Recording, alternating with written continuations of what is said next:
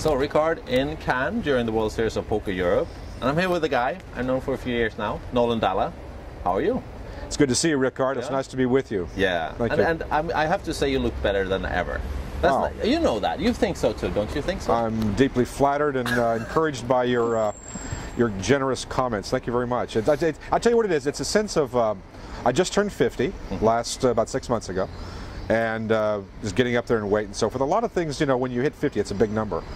And I decided to do a lot of lifestyle changes, running, exercising vigorously, eating better, and so far it's working out. Yeah, I like what you said about not quitting the drinking and eating nicely. I mean, continue with that, but also move. Right? For sure, you're absolutely right. I think I didn't know this was going to be about diet and health, but I will say it's a great example because I absolutely adore fine dining and not so fine dining and also drinking. I will not sacrifice those great pleasures of life because really food is artistry, and I love good food. I will not be denied that. So what you do is you can enjoy all those pleasures of life and then you work it off on the back end. In other words, put it on and then you can work it off. It's a win.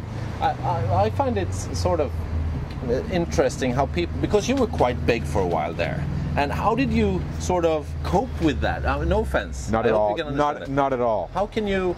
I look at people sometimes that are big, and I wonder, how do they not do anything about it? You know what I mean? That is a great question. I think what it is I'd never thought of myself as big. No. I'm not sure in kilograms what it is, but I was up to 262 in the pounds, which is not, I guess, really big. No. But for somebody that's 6 feet tall, it was pretty big, and I never thought of myself as big. No. And you know, and then I started losing weight, and I would hear people say, "My goodness, you look younger," or you know, whatever the, you know. And again, I wasn't for vanity. I'm married 22 years. I'm not out in nightclubs and doing all that stuff. So it wasn't about vanity, but it was about feeling better, and it was about, I guess, again, when people are complimenting and noticing, let's say, positive changes, that's a certain reaffirmation. Yeah. Did you get compliments from your wife as well? Well, I'm the most blessed man in the world, and that's so true because she loved me whatever I did, whatever I do, with all of my faults and flaws. And I'll tell you, there's you know, for a lot of people listening, I'm sure that they understand that their other half just gets it, and mine is right there. So thank you. I don't know, because it is a trend, and you know, we're at the poker tournament, but so many people have done what you did. Players and staff and everyone is following this. So it's a good trend. I agree, and it's an interesting thing that poker was such, you know, when I came into the game in the 80s, certainly most players smoked, most players drank at the table, and I was never into this lifestyle, but there was a fair amount of drug use, you know, even in those days, and certainly there was almost no one was exercising or engaged in, let's say, a healthier lifestyle. Now you have players in the game, and we're here in Cannes, France, and I saw yesterday a lot of players before the main event started. They went over and played basketball. That wouldn't have happened, you know, years ago, unless there was money, you know, a money game. So. On the line, of course. No, of course. I don't know. You knew one of the biggest icons, maybe the biggest icon, Stu Ungar, pretty well. How well did you know him? Well, unfortunately I did not know Stewie well. I knew of him, and you know, I guess I was an acquaintance, you know, because I worked in poker media back in those days. But I wouldn't have called him a friend until the last, say, year and a half of his life. That's when I started the project on One of a Kind, the book that eventually became the book called One of a Kind, which, as I understand, is in Swedish language now. It's pretty remarkable. It just came out like I think it was late August or early September, and so it's out in Sweden now. Tell me about the book. Well, I must say that I don't speak Swedish, so I guess I didn't write it. No, you got some good help there from some translator. I hope so. Was it nice to write the book? Nice is not the right word. Actually, it was probably the most arduous first-time author project that one could possibly take on, because not only was Ungar very difficult as a subject, I mean, you know, with his obvious problems and, you know, not terribly cooperative and nor motivated at times, then essentially when I had it half written, he dies. And, you know, aside from the emotional connection that I had to him, it was also very difficult to continue because there were just enormous gaps in the material. And so really, you know, most writers, when they take on a first project, it's something from A to B to C, certain steps. Well, I had letters missing. And So it was a tough project, frankly. You proud of the book? Proud. I think that as a writer and as an I don't say artist. That makes me, you know, I don't like to use that in a bragging way, but I think anyone involved in art in some kind. Yes, Rickard. Anyone that creates something, whether it's music or painting or sculpture or writing or any kind of passion. Passion is art. Food. Indeed, yes, and exercise and all the things. Yeah. And, but it's the question was, I'm sorry, I lost my train of thought. Yeah. It's like that you were proud of the book. Oh, proud. Thank you. Yes, thank you. I don't think proud is the right word. I think that there's things that we as artists would go back and would change, because it's never exactly how you want it. There's still something I'd like to, and there's a lot of things that I'd like to change. And frankly, you know, that book was written 10 years ago, or you know, whatever. And so now I've got some more depth of experiences and knowledges and things that maybe I could have brought into the project. But again, it's just, you know, I'm proud of the book. I think it captured the man and his life and his legacy, and maybe it was a cautionary tale, hopefully, for some who read it. Yeah, hopefully so. Now, I have a lot of friends in the business, but also outside the business, and sometimes they wonder, why do you stay as a poker journalist? Why don't you go outside it? Why do you stay there? Because they don't know this business. How do you explain that to people, friends of yours that are outside the business? Oh, that's a terrific question. I think that this business gives you a lot of opportunities to explore other things about life and about existence. And I know that may sound, this seems like a rather shallow game on the surface. It's about money, maybe greed, but you know, the things that you learn, and I've learned, say, through covering a vast array of personalities, that you learn about people from different parts of the world, psychology, finance, ups, downs, challenges. You know, it's really like no other world. I guess there are other worlds maybe that are maybe similar or have this, but poker is certainly up there in terms of just having so many different things. My previous occupation was in politics. I worked in Washington D.C. and on Capitol Hill, or you know, working. I never worked in the White House, but you know, I was working in these you know, bastions of power. I don't think it's like poker. I mean, there's a certain different culture there in Washington, which is unique in and of itself. But poker, I think, is, you know, versus the staid, kind of stately, predictable nature of politics, this is really kind of the Wild West, and I think that's the excitement of it. Yeah, I think so. It's trying to explain, okay, there's some traveling, there's some possibilities to get away from everyday life, which is a plus for me at least, and for you too, I guess. And I think to keep it short, it's the interesting people, and I'm interested in people. I'm interested in poker, but more the people, right? Yeah, for sure. It's a lot of interesting people, a lot of smart people. A lot of smart people, and it's interesting because, you know, being smart, let's say in a book sense or in an academic sense, doesn't necessarily mean that you're going to be a great poker player. No. A lot of the best poker players are relatively uneducated. You know, they don't have degrees, is what I mean. Some, you know, may have graduated from high school or whatever.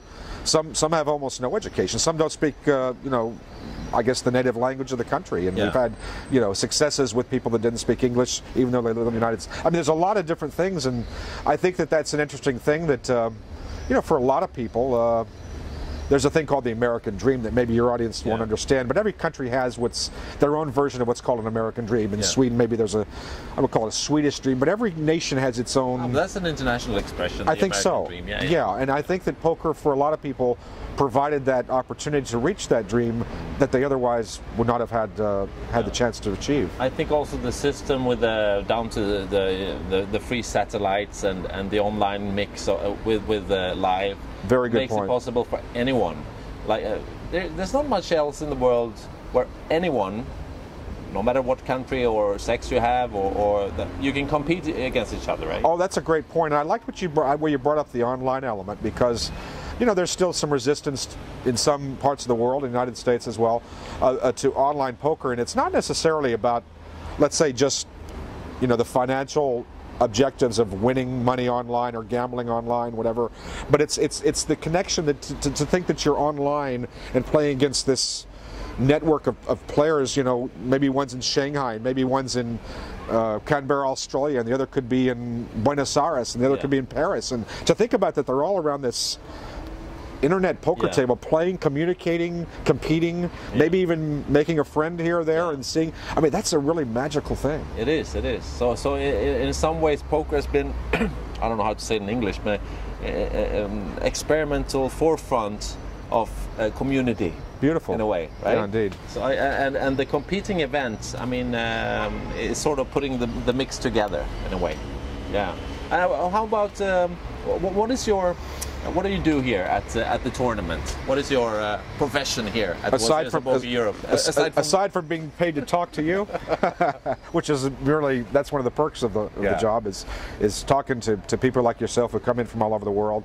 My title is media director, and sometimes I ask myself, what is my job and what do I do? And I guess I have a very cool job in the sense I write the official reports, which is, it's the box score kind of the World Series, and it tells, each gold bracelet event has its own historical narrative. And these, again, are moments in time captured for posterity. When you type in the name of the winner, hopefully my report or the things that we create at the World Series of Poker will come up, and in 40 years when someone wins a bracelet, this is what's going to pop up when you type in the name of the winner. I mean, this is important. And I tell people that, one, your life has just changed in the sense you have it now. If you didn't have an identity before, you now have an identity. By the way, I want to make it very clear, it's not just about me. There's a lot of extraordinary people in the poker media, on the World Series of Poker staff, who do the same thing. And what we are doing is we're recording, I think, something that's important, and we're making people known that otherwise would not be known to a worldwide audience. I had a pretty interesting discussion with Steve Danneman yesterday, who came to Europe for the first time to play poker. He's been here before, and he said finishing second didn't change his life because he had money before and so on. Right. But I said to him, it did change your life, didn't it? And then he started to talk about it, and he said, well, people got to know him. Everyone knew Steve, right? He was a nice guy. Oh, Steve Danneman is just he's a first class, he's somebody, there's a lot of people in poker like this, but and everybody in their own way is different. I mean, he's the kind of guy that when you walk into a bar, and I've walked into a few, I hope there's an empty bar stool next to him. Yeah. You ever had somebody like that where you want to sit next to him, you want to talk to him, you want to listen to him, and he's just such a fun-natured guy. I don't think I've ever seen Steve Danneman. I've never seen him angry. I've never seen him frown. I mean, seriously. Even when he doesn't win, he's smiling. Yeah. No, it's really, he's a great representative for poker players. But that's the whole thing, Ricard. It's when you see that moment. I've seen. We all face adversity in our lives. Not about poker table. I mean, in your life, you face adversity, all of us. And when I see Danneman's able to walk away from, I don't mean the second place where he won $2.5 million or whatever, but I mean, let's say he busts out of today's tournament. I guarantee you he's going to come over to my table and he's going to say, "You want to go have a drink?" Yeah. I mean, and he'll be smiling, and I'm thinking, man, if I just blew 10,000 euros, I'd be in my own screaming. I'd probably be on that roof right now. So, I mean, what I'm saying is, we can learn from that and be empowered by that optimism, even in the face of adversity. Yeah, I think that was a very interesting thing talking to him, that he's one of the pieces of poker that I like. Here's a guy who's really, really a nice guy, and most people in the world would never meet him in any way. But now a lot of people have seen him and seen he's a nice guy. He puts a smile on your face. No, well said. Yeah. That's good. Now, do you think World Series of Poker Europe is in Cannes to stay? To stay, well, that means, infinity. I mean, I guess no. The answer is obvious. I don't know if we're going to be here in 23:45. I would say we're probably not going to be in kind of 23:45. So I guess the answer is no. I mean, that means 300 years from now, right? So, I mean, we never really know what the direction of the World Series, poker, the market. Those things change. I mean, who could have predicted 10 years, we'd be here? I mean, when we were at Binion's Horseshoe back and we used to have 500 people show up, that was a great tournament. Yeah. Here there's 420. I mean, I guess the thing is we just don't know. But it's certainly the first, say, 2 years here were spectacular in the sense that people that came here enjoyed it. We've had 7 bracelet events this year. I think 6 last year. Previous 4 years were in London, wildly successful.